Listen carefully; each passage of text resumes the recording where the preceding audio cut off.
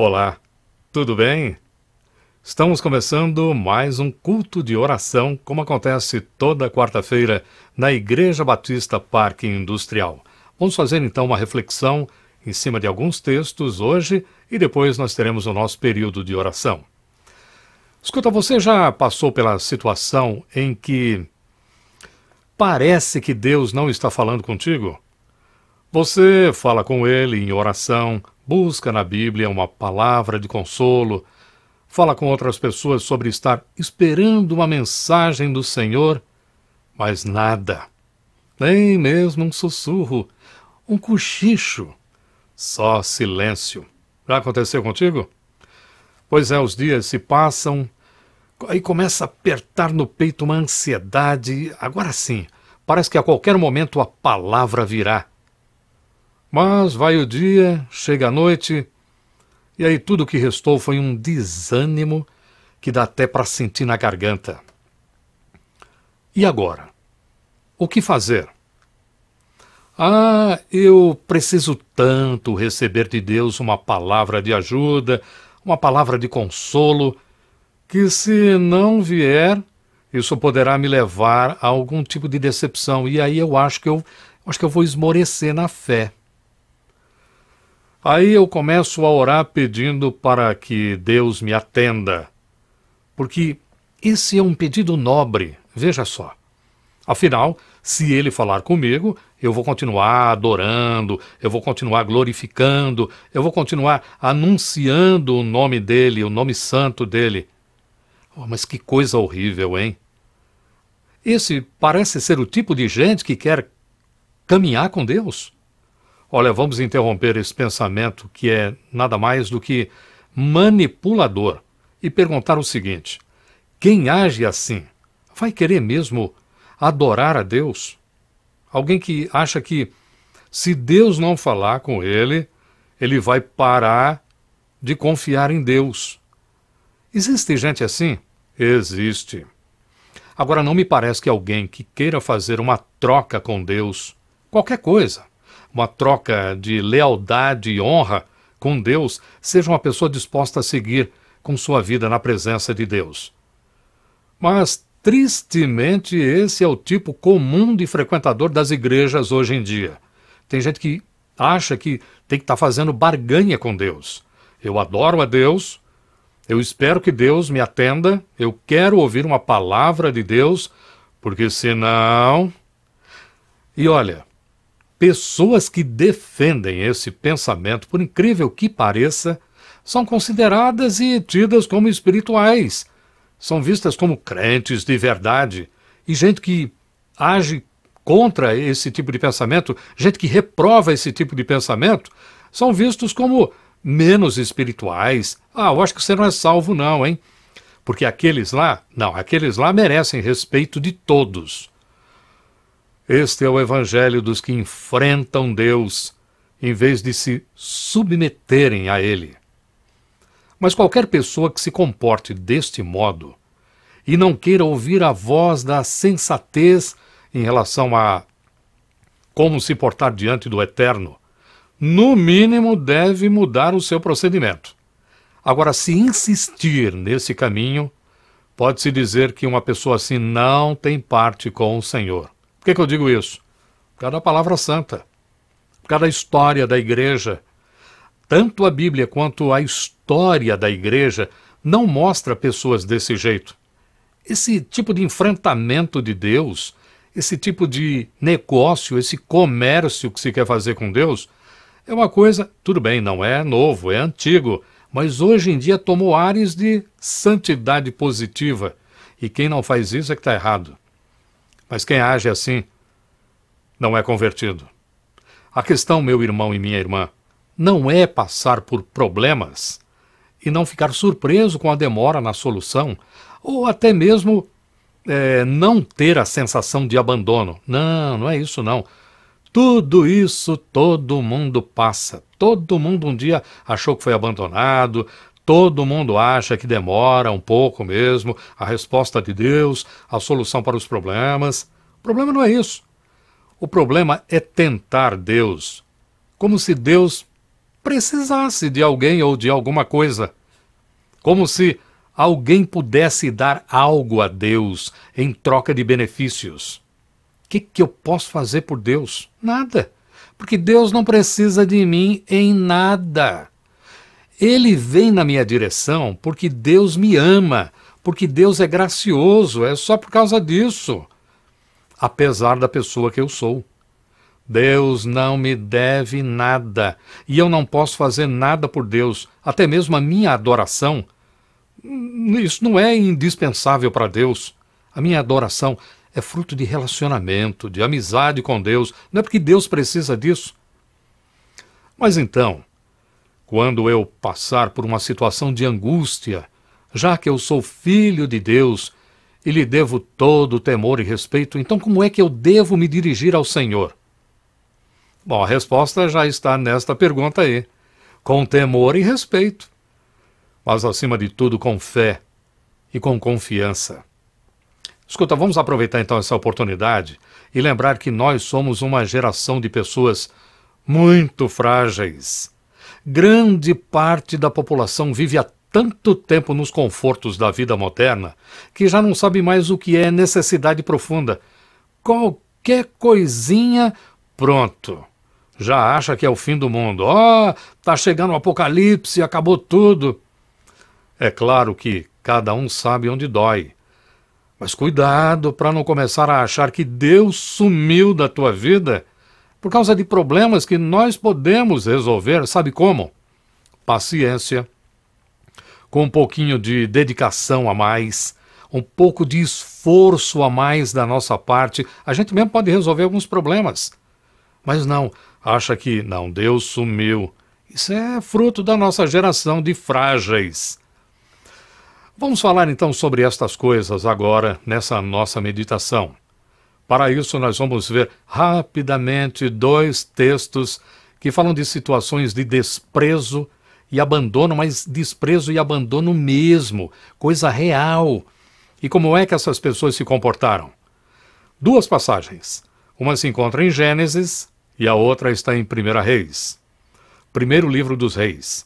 Então, Gênesis capítulo 21, versículos 15 a 19. Gênesis capítulo 21, versículos 15 a 19, eu leio o seguinte. Tendo-se acabado a água do odre, colocou ela o menino debaixo de um dos arbustos, e afastando-se foi sentar-se defronte, à distância de um tiro de arco, porque dizia, assim não verei morrer o menino. E, sentando-se em frente dele, levantou a voz e chorou. Depois, porém, ouviu a voz do menino, e o anjo de Deus chamou do céu a Agar e lhe disse, que tens, Agar? Não temas, porque Deus ouviu a voz do menino, daí onde está. Ergue-te, levanta o rapaz, segura-o pela mão, porque eu farei dele um grande povo. Abrindo-lhe Deus os olhos, viu ela um poço de água, e indo a ele, encheu de água o odre, e deu de beber ao rapaz. Essa é a primeira passagem. A segunda passagem encontra-se em 1 Reis, capítulo 17, versículos 11 e 12. 1 Reis, capítulo 17, versículos 11 e 12. Indo ela a buscá-la, ele a chamou e lhe disse, traze-me também um bocado de pão na tua mão. Porém ela respondeu, tão certo como vive o Senhor teu Deus, nada tenho cozido. Há somente um punhado de farinha numa panela e um pouco de azeite numa botija. E vês aqui, apanhei 2 cavacos, e vou prepará-lo para mim e para o meu filho. Comê-lo-emos e morreremos. Essas, então, são as 2 passagens que nós temos para a nossa reflexão. Temos aqui 2 mulheres. As situações são muito parecidas.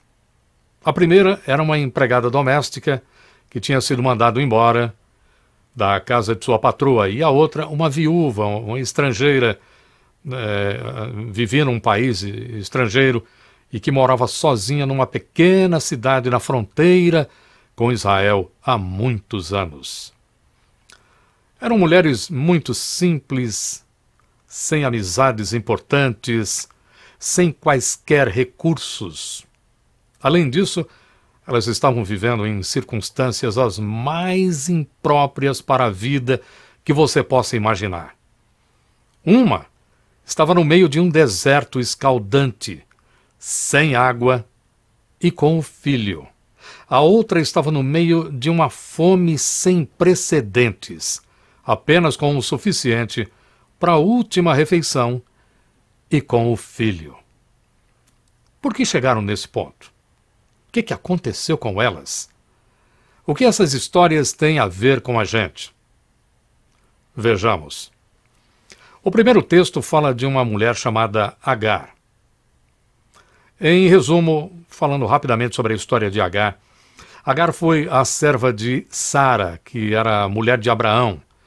O Senhor havia prometido um filho a Abraão e também para Sara, mas o tempo passou e Sara disse ao marido que era melhor ter um filho já. Estão ficando velhos, aí já viu, né? Morre, não vai ter descendente, o nome se acaba.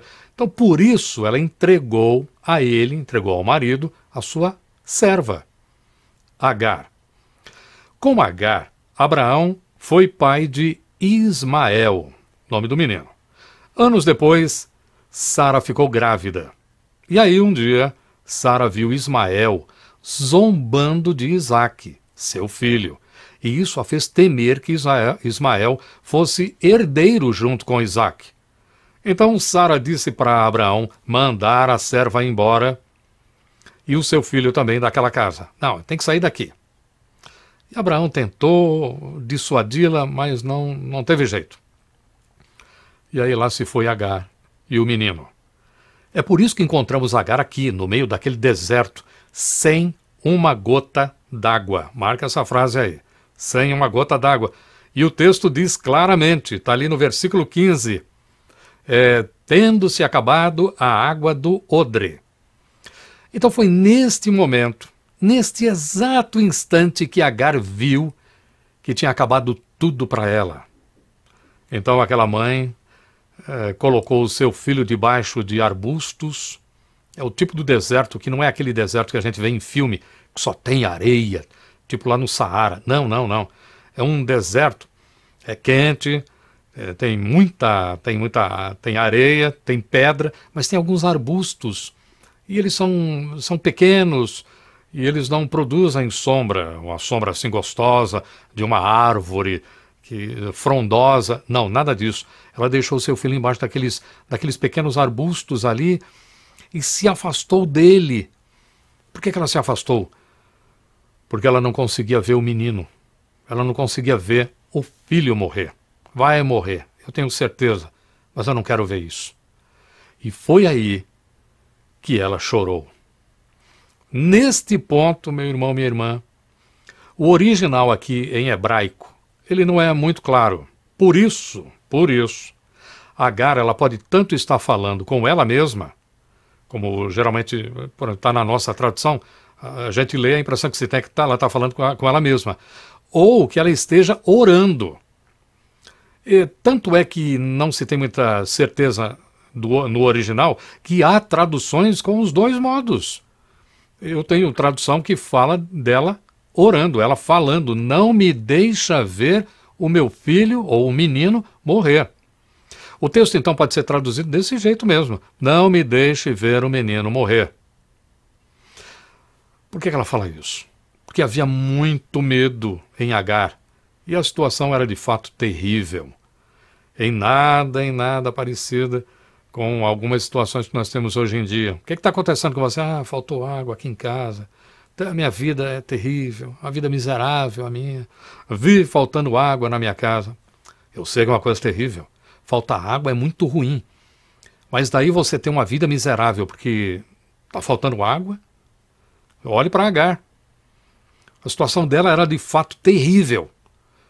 Mas a gente não vê aquela mulher lá na antiguidade, com pouquíssimo conhecimento das coisas do Senhor, simples de tudo, se queixando, obrigando ou falando mal de Deus. Mas o que eu quero aqui enfatizar nessa história não é diretamente Agar, é a resposta de Deus. Porque quando é que Deus falou com Agar? Quando foi? Quando a sua senhora, Sara, ficou nervosa com ela? Foi? Ou foi quando Abraão a mandou embora? Quando é que Deus falou com ela? Quando ele entrou no deserto? Não, em nenhuma dessas situações. Como vemos aqui do texto, Agar só viu que as coisas estavam sem saída quando acabou a água dela. Quando aquela última gota daquele cantil, daquele odre, né? O odre é um cantil feito de pele de animal. Quando a última gota se acabou, ela disse, olha, agora acabaram-se os meus recursos. Esgotaram-se todas as minhas esperanças. Pelo menos nessa vida.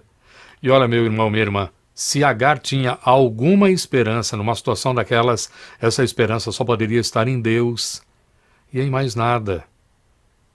Em ninguém. Mas vamos pensar o seguinte. Agar, ela vivia na casa de quem? De Abraão. Se ela vivia na casa de Abraão, a gente sabe que Abraão, ele era um homem que tinha uma aliança com Deus. E ele falou isso para todos os seus servos. Então, de um certo modo, podemos o quê? Intuir que Agar conhecia a história de relacionamentos de Deus com ele. Sabia também da promessa. Sabia da aliança entre Deus e aquele homem. Então, de algum modo, Agar possivelmente sabia alguma coisa sobre Deus. Mas o Deus de quem? De Abraão. Não o Deus dela. Ela não tinha, ela ouvia falar, ela poderia ouvir falar, porque Deus tinha sido muito bom com Abraão. Deus mantinha um relacionamento com ele muito bom, uma aliança maravilhosa. E ela ouvia falar isso, mas em relação a Abraão. Só que Agar, ela teve de ficar sem água para reconhecer a sua impotência. Ali, naquele momento, ela não poderia mais contar com ela. E agora?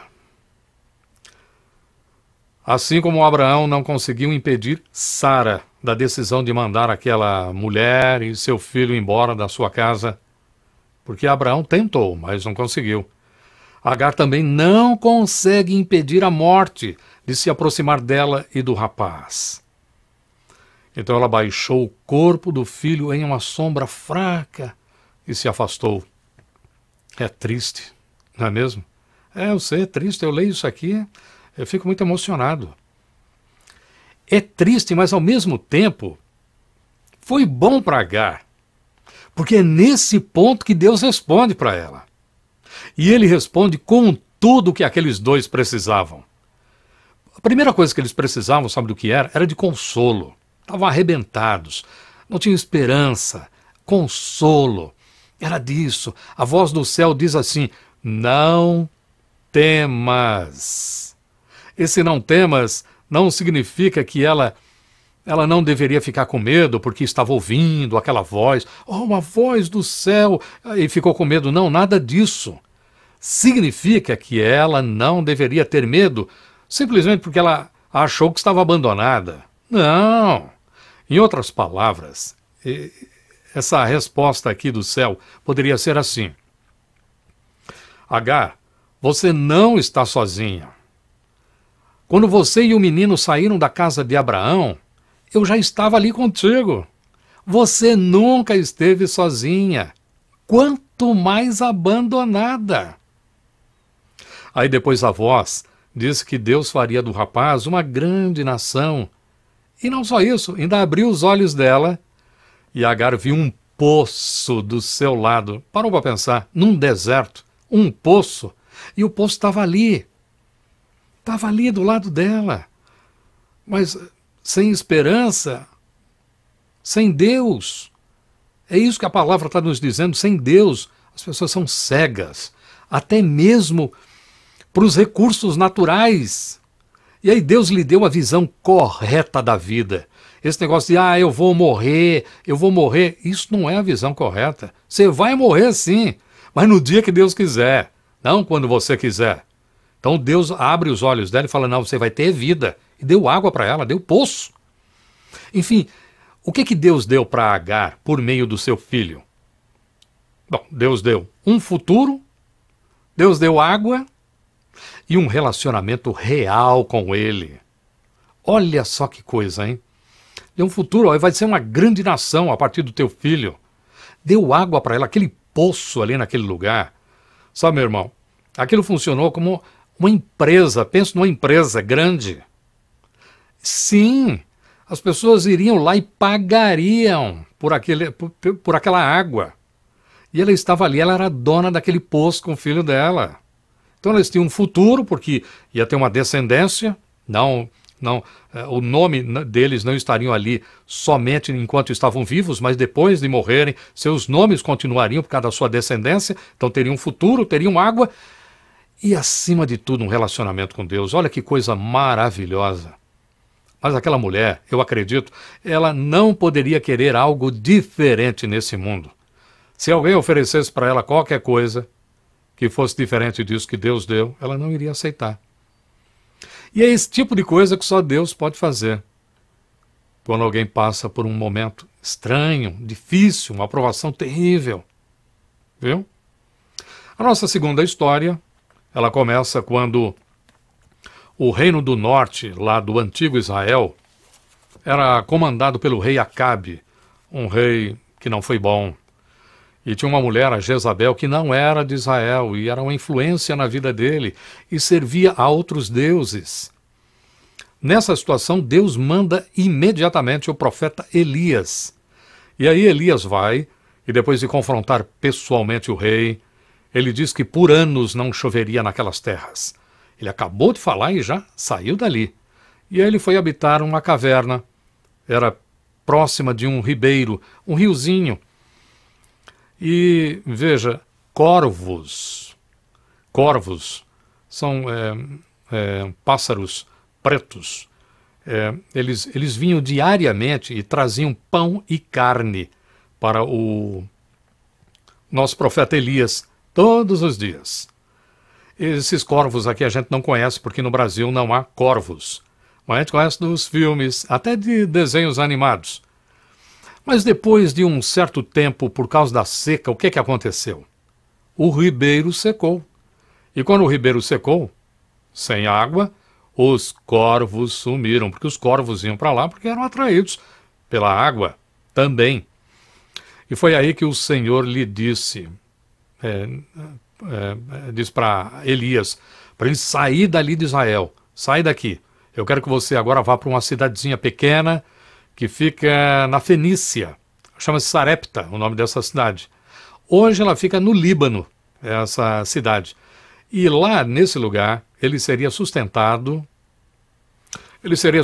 por um milionário que estava aguardando ele lá, porque ele tinha feito um trabalho muito bom, e Deus agora iria recompensar o profeta. E aí ele ia ter água fresca, água para se banhar, porque lá não teria seca, ia ter uma comida maravilhosa, servos iriam servir enquanto o povo ali em Israel estaria sofrendo. Foi isso?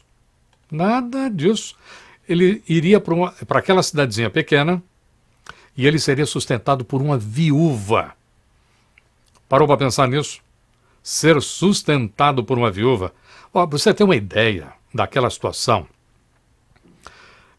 Em tempos de fartura, quando estava todo mundo faturando mesmo, numa boa, uma mulher viúva, ela vivia em constante tensão, sem saber se amanhã ela conseguiria o sustento.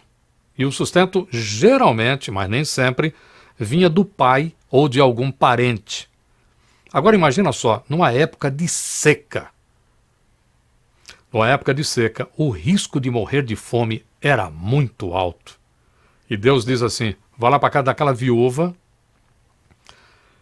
que você vai ser sustentado ali, naquela casa. E foi assim que a viúva de Sarepta entrou aqui para a história dos relacionamentos de Deus com o seu povo. Agora veja isso. Quando se encontrou com ela, Elias olhou para ela e certamente a identificou. É essa aqui. Ela estava pegando alguns gravetos ali na porta da cidade para poder cozinhar. Aí Elias olhou para ela e falou assim: eu quero água. Aí nisso a viúva atendeu ele rapidamente. Mas aí na sequência ele disse para ela trazer pão. Quero comer pão, traga na tua mão pão para mim. Aí quando ele falou isso, aquela mulher pôs para fora toda a angústia do coração dela. Ela que tinha saído para pegar lenha e só tinha conseguido, na nossa tradução diz aqui, 2 cavacos. Cavaco, para quem não sabe o que é isso, são tocos, lascas, pequenas lascas de madeira. Pode ser pedacinhos de árvore, ou então casca de árvore, enfim, lascas. Ela falou, só consegui esses 2 cavacos assim, aqui. E ela disse que até aquele momento não tinha cozinhado nada. E o Elias estava com fome, ele estava vindo de longe. Ele chegou com sede, chegou com fome, mas ela disse que só tinha um punhado de farinha, um pouquinho de azeite. E aí só dava para fazer um bolo para ela e o filho. E depois disso, eles morreriam. Tá lembrando da outra história? Olha o projeto dela, projeto de morte. Tá vendo? Eu vou comer esse negócio e vou morrer. Eu decidi. Aí Elias ouviu atentamente aquela história toda. Tá. E respondeu assim: certo. Entendi o que você falou. Faz o seguinte, vai e faz tudo isso aí que você disse que vai fazer. Só que é o seguinte, vai e me serve primeiro. E depois faz para você e para o teu filho. Acredite, não vai faltar na botija, porque Deus disse. Que prova, hein, meu irmão, minha irmã? Será que aquela mãe não sabia da fome do filho dela? Será que isso, ou seja, a fome do filho dela, não seria motivo para ela priorizar a sua família antes de respeitar a palavra do homem de Deus? Não. Aquela mulher estrangeira cria em Deus, mas como não era do povo da aliança, o seu respeito era tão grande que ela chama o Senhor de teu Deus. Ela fala assim para Elias, o teu Deus. Ela fala por respeito, quando ela fala com o profeta. Elias então abençoa aquela mulher e seu filho e diz que a farinha e o azeite não iriam faltar até que voltasse a chover. Então nessa história há muitos personagens. A gente vê ali o profeta, o rei, falamos da rainha, o povo de Israel, os adoradores de Baal e de uma mulher sem nome, estrangeira, pobre, viúva, com um filho e sem o necessário para amanhã. Mas nós não podemos nos esquecer, sabe de quem? Do principal personagem. Deus. Ele é o grande personagem desta história inteira. Porque dele é que vem a seca, vem a chuva. Por causa de Deus e não de Elias, a botija enche a cada dia e não falta azeite. Mas e a mulher, hein? Amados, a viúva precisava passar por aquele tipo de situação, porque quem iria morar na casa dela, sabe quem era? Elias. Elias ia ficar ali. Um homem acostumado com as coisas que só Deus faz. Porque eu não estou falando aqui dos milagres. Eu estou falando do nível de relacionamento que Elias tinha com Deus. E ele ia morar ali na casa daquela mulher. E ela iria ver o Elias todos os dias ali. Então o desnível espiritual era muito grande. Irmãos, parem para pensar. Um corvo ele pode ser assemelhado a um urubu. Um corvo ele nunca daria carne para alguém, porque ele comeria enquanto existisse um pedaço de carne. Mas Deus usou esse expediente, quando cuidou de Elias, para dizer que o controle real está na mão do Senhor. Isso é que é controle. E como a viúva poderia conhecer profundamente o Deus de Elias? Como? Com riquezas? Com fartura? Com uma vida absolutamente sem problemas? Era assim que ela possuiria relacionamento com o Senhor que estava com Elias? Claro que não. E por que não, meu irmão? Eu vou dizer por quê. Porque essa não é a realidade do mundo. Desde sempre o mundo cai aos pedaços. Há sofrimento por toda parte. E muita gente absolutamente sem esperança, só esperando a morte. É nesse momento, quando só tem farinha para um bolo, que Deus entra em ação. Por quê? Porque é a partir daí que a pessoa vê, de fato, que não sobrou nada para ela se agarrar, não tem mais nada. Vai se agarrar em quê? No próprio orgulho? O orgulho vai salvar a vida? A vaidade?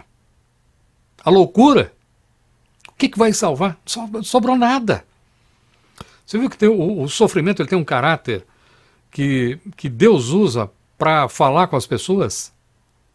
E o que é que Elias diz para ela? Eu cortei de propósito o que Elias falou para ela há pouco, quando eu citei a fala do Elias, só para destacar agora. Elias, falando por Deus, diz àquela mulher o seguinte: não temas. Onde é que você ouviu isso? Não foi a mesma palavra dirigida a Agar, a voz lá do céu? Não temas.